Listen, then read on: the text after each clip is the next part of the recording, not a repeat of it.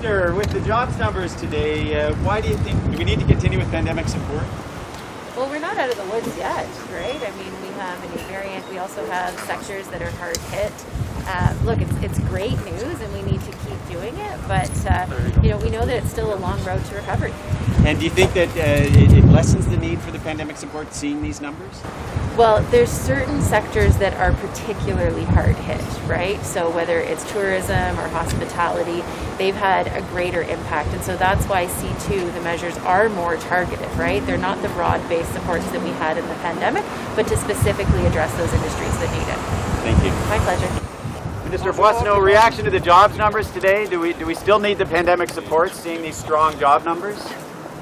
As you've heard the Deputy Prime Minister say, we've got about 101% of jobs returned, even better news today. But as Minister of Tourism, I can say that the tourism sector is still the hardest hit sector. We still have thousands of tourism operators who are understaffed and are looking forward to when we can fully open. As I've said before, safety first, then travel. And so we do have more work to do. The Canadian economy will not fully recover until the tourism sector recovers. So it's good news. We're heading in the right direction, and hopefully more to come. Thank you. How are you? Well, hey, how are you? Good. About the conversion therapy bill, how hopeful are you that Conservative senators will go through it quickly? I'm quite hopeful. I think there's a greater sensitivity to how we have to deal with witnesses, and we saw that. I hope that was one of the things that motivated my colleagues in the House of Commons, and I'm hoping that that's one of the things that will motivate senators to move through it quickly. And where are we at with the online hate bill? Still some confusion about the travel rules. Should they have been communicated better to Canadians a couple of days ago? Look, I understand that there's an evolving situation and that there are always new information, and we can always, as a government, continue to communicate. I know the media is trying to do its best to communicate that information, so we'll strive to repeat and answer questions. But I know Canadians understand that we are in an unusual situation with COVID pandemic, and everybody, government, citizens, airports, airlines, everybody's trying to do their best to deal with this. Should Canadians cancel holiday travel plans at this point?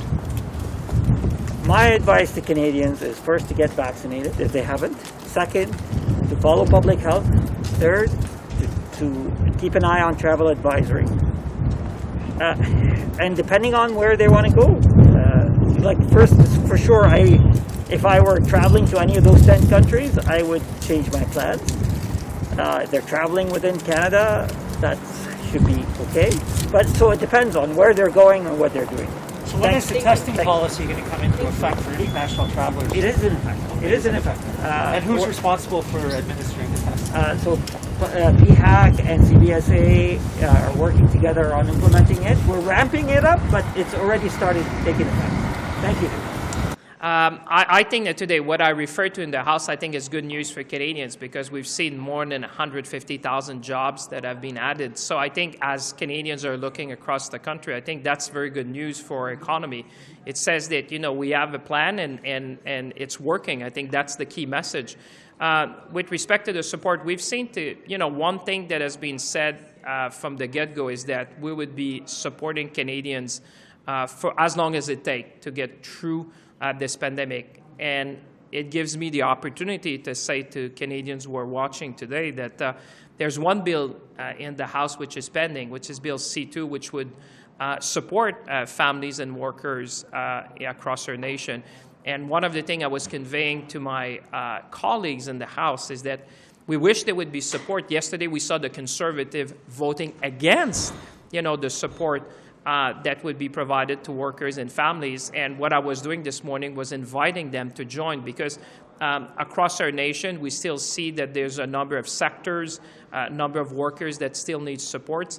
And certainly Bill C2 is exactly doing that. So on the one side, yes, our job numbers are going great, and I think it's a good news for Canada. It seems that we are recovering. I think we've recovered 106% of the jobs that we had lost to the pandemic, compared to about 83% south of our border.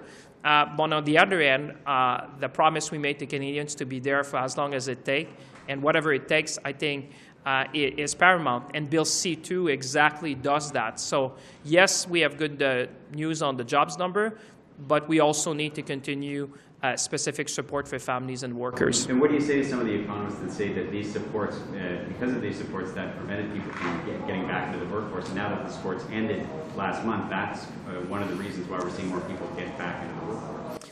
Well, like I said, there's two things. On one end, we see on the macro level that the numbers show that the economy is recovering strongly. But on the other end, what you will remember is that in Bill C-2, which is pending in the House, would provide targeted support. And I think there's a number of people who think in this country, not only the government, but I would say a number of people across the country think that this kind of support, targeted support, is what is still needed. And that's what Bill C-2 is doing. Merci tout le monde. Bonne fin de semaine. Merci.